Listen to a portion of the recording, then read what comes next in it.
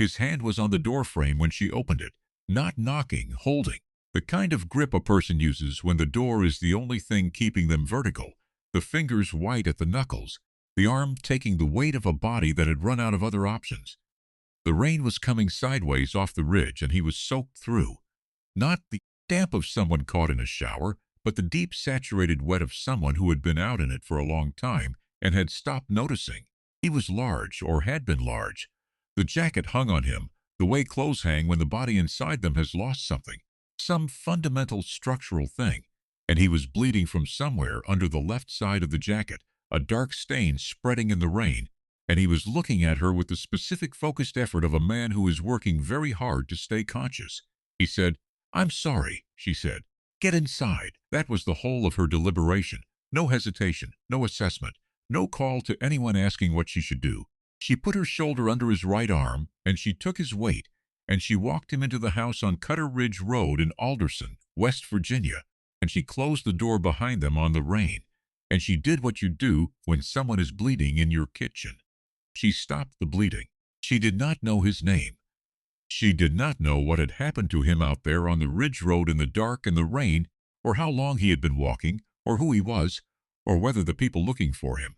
And she understood, in the way you understand certain things without being told, that there were people looking for him, were the kind of people who would come to a house on Cutter Ridge Road. She knew one thing: he was hurt, he was here, and she had let him in. The rest of it she would deal with when it arrived. What arrived 43 hours later was not what she expected. It was 317 motorcycles, and the man she had walked into her kitchen became, in the light of the following morning, someone the world knew, and someone the world feared, and someone who had sat at her kitchen table for 3 days with her soup and her silence and her complete lack of interest in who he was supposed to be, and who had said, when he was well enough to say it, that she was the only person in 12 years of riding who had helped him without asking first what he was. Her name was June, and she had no idea what she had done. Cutter Ridge Road runs along the eastern face of a ridge in Greenbrier County, West Virginia, the kind of road that the county puts on its maps and does not otherwise maintain, narrow and unpaved and climbing in a way that makes it impassable in ice and merely difficult in rain. The farms along it are old farms, not old in the antique charming way, old in the way of things that have been worked for a very long time and carry the evidence of that working in the barns that have shifted, and the fences that have been repaired so many times that the repairs are structural now. At the top of the ridge there is a view that, on clear days, makes the difficulty of getting there seem worth it, and on rainy nights exists only as a sound. The wind off the mountains and the rain and the specific silence of a ridge that has no lights on it, except the ones that belong to the people who live there. The house at the end of the road had been the Beaumont farm for 64 years. It was June Beaumont's house now, the same way it had been her husband Carl's house for 31 years of their marriage before it was hers alone. Not because anything about it had changed when Carl died, but because sole ownership is a different thing from shared ownership, even when the house is the same house, even when everything in it is still where it was. She had not moved a single piece of furniture, not because she was unable to, because where the furniture was where it was supposed to be, and moving it would have required a reason she had not arrived at yet. She was 56 years old. She had lived on Cutter Ridge Road for 33 of those years, and had been alone in the house for 2, and she had been managing those 2 years with the same approach she applied to everything, which was to do the next thing. After Carl, the next thing was the animals, and after the animals it was the roof that needed patching, and after the roof it was the fence along the lower pasture, and she had worked her way through a list that kept adding to itself the way such lists do, and she had not run out of next things yet, which she considered a form of success. She kept 2 horses and a dog named Hatch, who was 11 years old and had the authority of an elderly statesman and the energy of a weather vane, active in rough weather, still in calm. He was at the kitchen door when the man's hand appeared on the doorframe, which meant he had known for some time before June answered it. He had not barked. That was notable. Hatch barked at everything. She had answered the door because Hatch had gone to it and not barked, which in 11 years of his company she had learned to distinguish from the barking, because the not barking was its own kind of communication. She had opened the door. She had found the man. She had made her decision in the second it took to register the grip on the doorframe, and the soaking wet and the spreading dark stain in the eyes. Working hard to stay open, she was not a woman who deliberated when the situation was clear. The situation was clear. Before I tell you who he was and what had brought him to that ridge road in the rain, subscribe right now if you're new, and drop your city in the comments. Tell me where you are. I want to see how far this one goes. I read everyone now. Back to Cutter Ridge Road.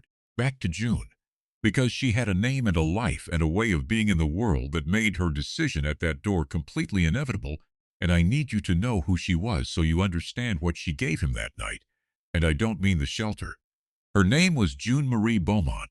She was 56 years old, and she had the hands of someone who has been doing physical work her entire adult life.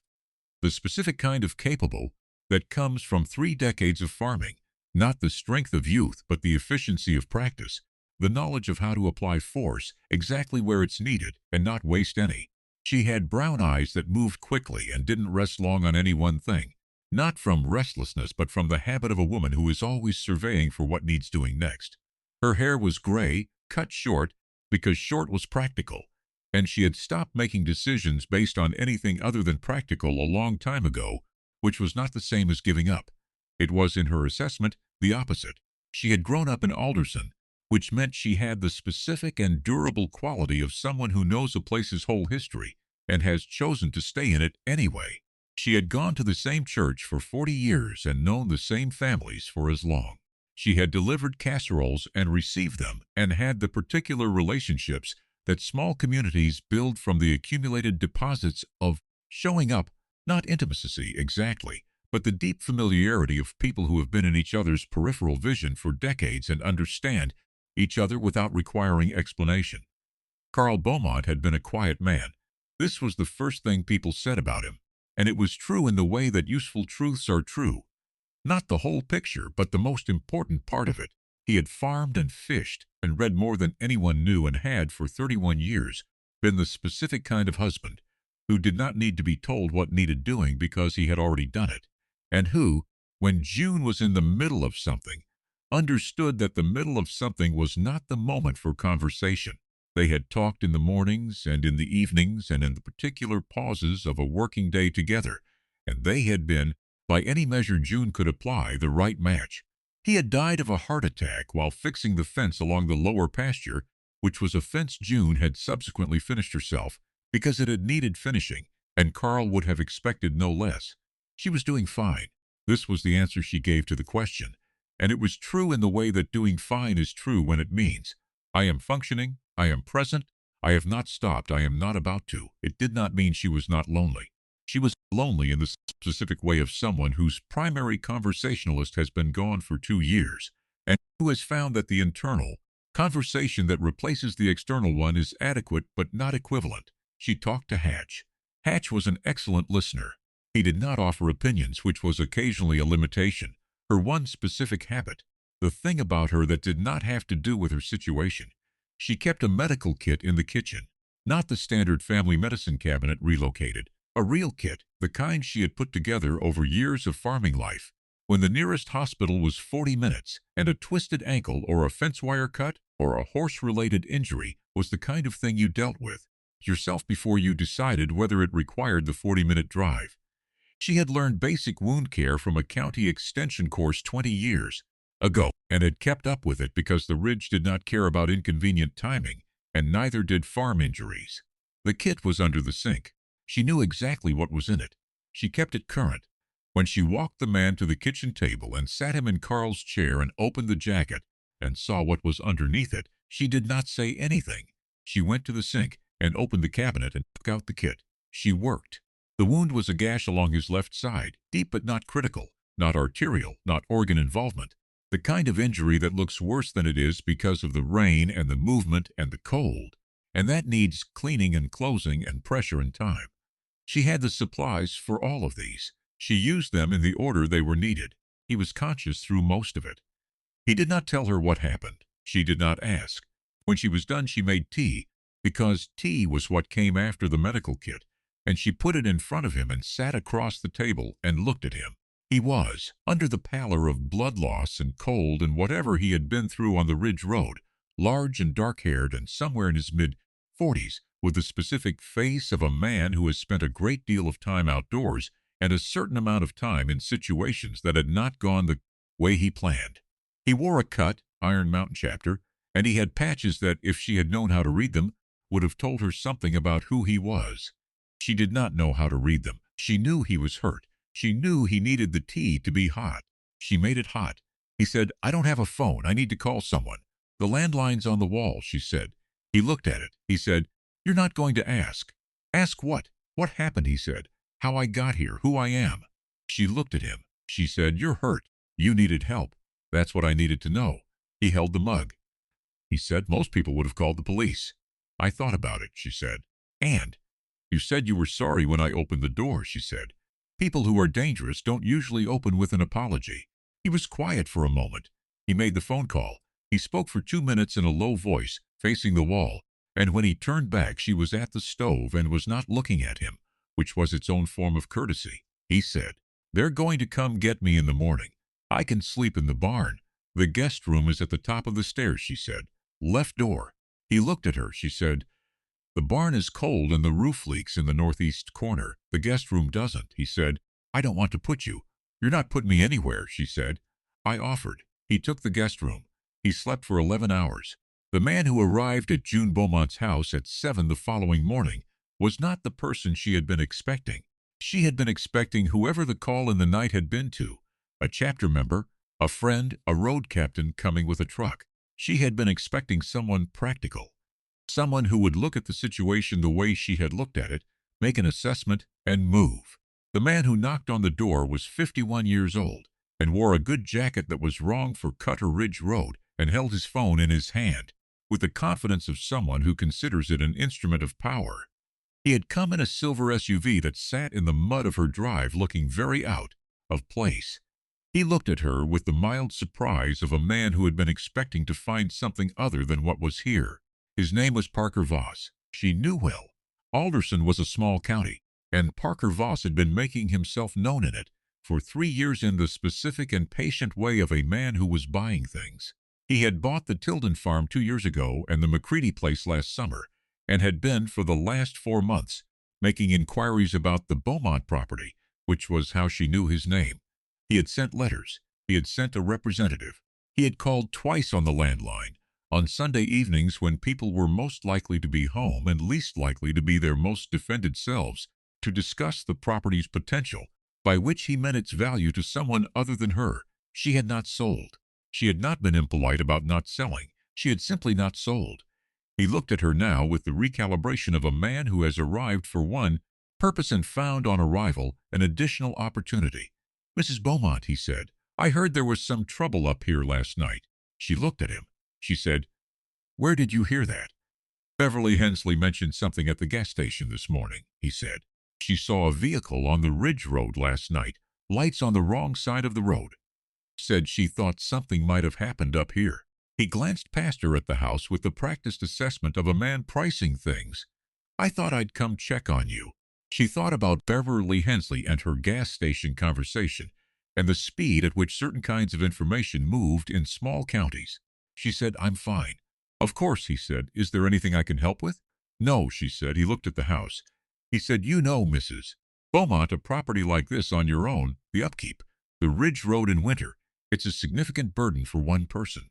I've been thinking about our conversation." "We haven't had a conversation," she said. "You've called twice. I've said no both times." "Of course," he said again, with the warmth that had a ceiling to it. "I just want to make sure you know that my interest is genuine. The offer is real. And given your situation," he glanced toward the road as if referencing last night, "things that happen on an isolated property, it makes you think." She looked at him. It was a specific look, not aggressive, not heated.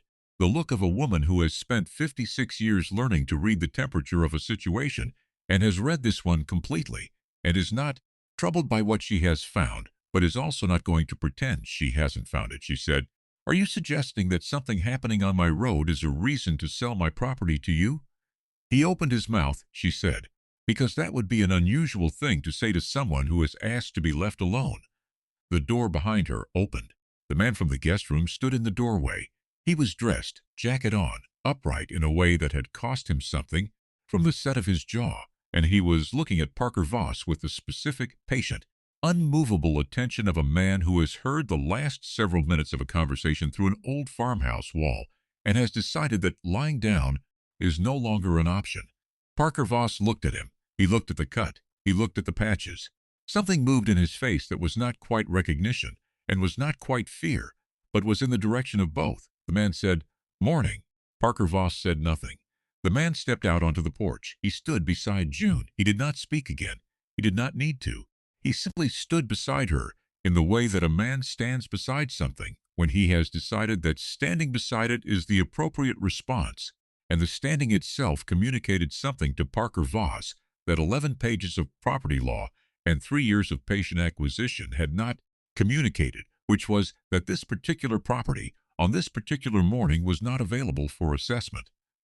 Parker Voss looked at his phone. He looked at the silver SUV. He said, "We'll talk again, Mrs. Beaumont." She said, "I wouldn't count on it." He went to his car. He left. The mud of the drive held his tire tracks. She looked at them for a moment. She said, without turning, "You didn't have to do that." The man said, "I know," she said. "You should be lying down." Probably. She went inside. He followed. She made breakfast. His name was Cord McCready. She learned this at breakfast when he said it, the way you say something you have been deciding whether to say and have decided to say simply, without ceremony. "My name is Cord McCready. Thank you for not asking sooner." She had learned in the time since what that name meant in certain circles, which was not nothing, and which she had received with the same equanimity she applied to most information. Noted, filed, not the primary issue. The primary issue was that he needed 3 days to be well enough to ride. She gave him 3 days. He was not a difficult guest. He was quiet, like Carl, in the way that some men are quiet, present and attending, and not filling the silence with himself. He ate what she made and asked if he could help, and she said no, he could rest, and he rested without arguing about it, which she appreciated.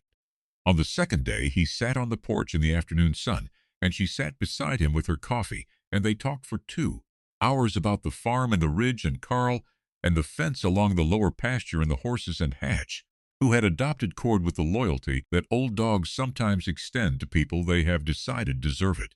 He did not talk about what had happened on the Ridge Road. She did not ask.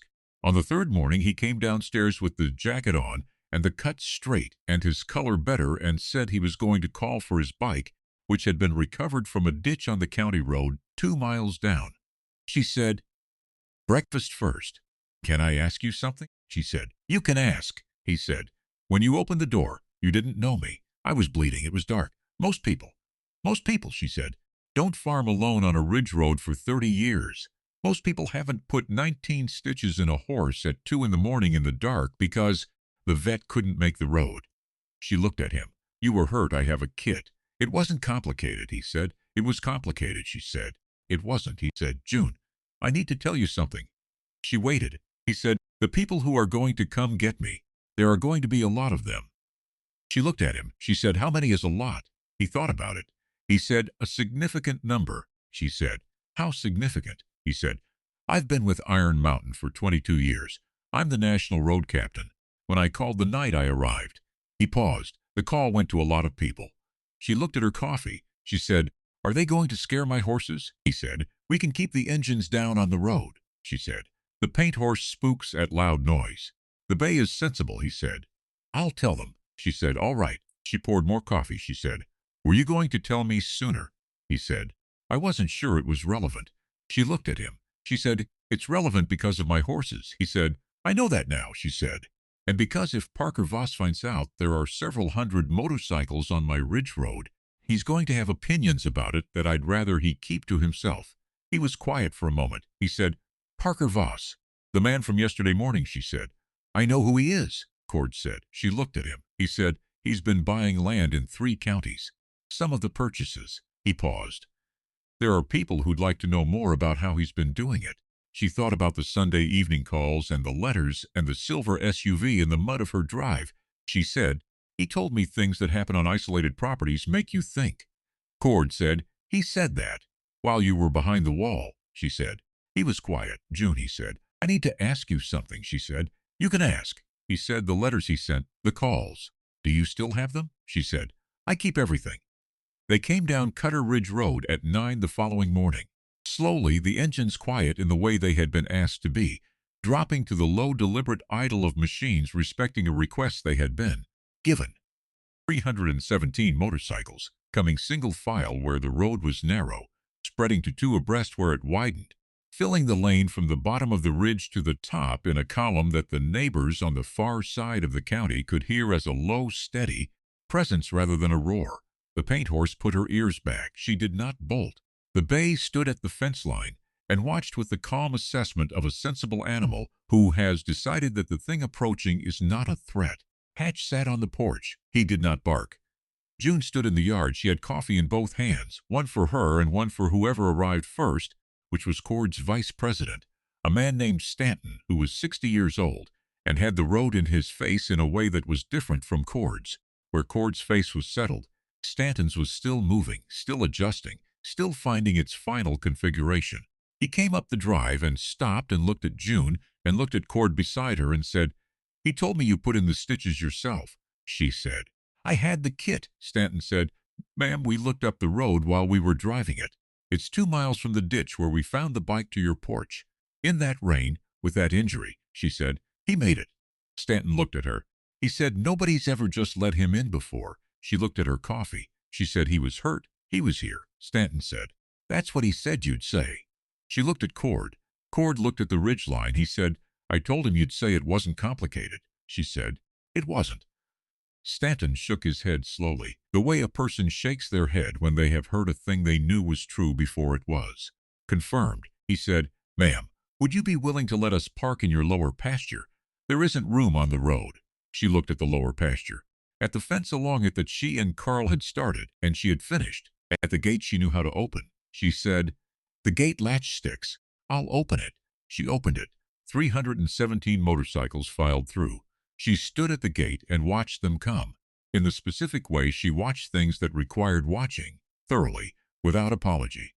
She watched the chrome in the morning sun, and the riders filing past, and she watched Cord at the far side of the pasture, standing with Stanton, and she watched Hatch move through the parked bikes, with the investigation of an old dog, who has decided this is the most interesting morning of the past month. A woman named Bex, who was the chapter's legal coordinator, and who had driven up from Roanoke with a folder, came to find June by the gate. She said, "Mrs. Cord told us about Mr. Voss." June said, "The letters and the calls." "Yes," Bex said. "If you're willing to share them, the information would be useful. There's an inquiry into his land acquisition practices in 2 other counties." "What you have could. I'll get them," June said. She went to the house. She came back with a manila folder, organized, labeled, dated. She handed it to Bex. She said, "I keep everything." Bex looked at the folder. She looked at June. She said, "Did you know, when you let him in, who he was?" June said, "No." "And if you had known?" June looked at the lower pasture, the 317 motorcycles, the riders standing beside them in the morning, Cord in the middle of them, Hatch making his investigation. She said, "He was hurt. He was here. What would knowing have changed?" Bex was quiet for a moment. She said, "Nothing, I think." June said, "Then it's not a useful question." Parker Voss received a call from an attorney in Charleston 2 weeks later.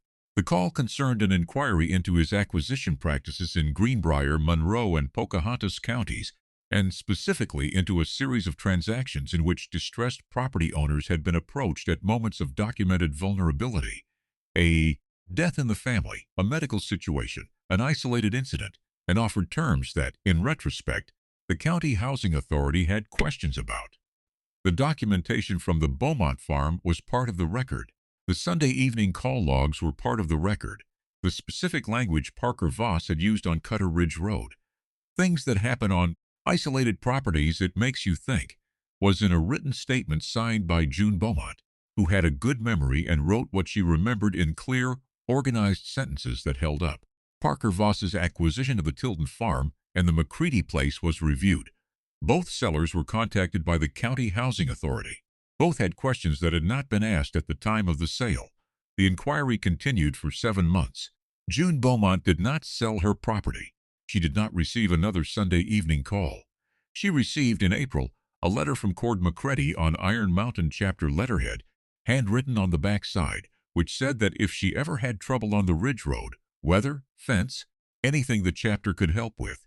She should call the number at the bottom, which was Stanton's, and someone would come. She put the letter in the kitchen drawer where Carl's reading glasses were, because the kitchen drawer was where she kept things she wanted to be able to find. She took the letter out twice in the following year to look at the number. The first time was when the northeast fence came down in the February ice, and she needed help lifting the posts. She called. 3 riders came on a Saturday and helped with the fence and ate lunch and left by 2, and the fence was correct. The second time was when Hatch died in June. She did not call then. She sat with him on the kitchen floor until he was gone. The way you sit with something you have loved until the sitting is what you have left of it. And she held the letter in her hand while she did it, not to call anyone, but because holding something real is sometimes what a person needs when the thing they love has just gone from real to memory. She put Hatch in the ground herself, the side yard, in the place he had always preferred for his afternoons. She put the letter back in the drawer. She went out to the lower pasture in the evening and walked the fence line, the way Carl used to walk it, checking for what needed doing next. There was always something. She was not out of next things. She never was. There are things people do without deliberating.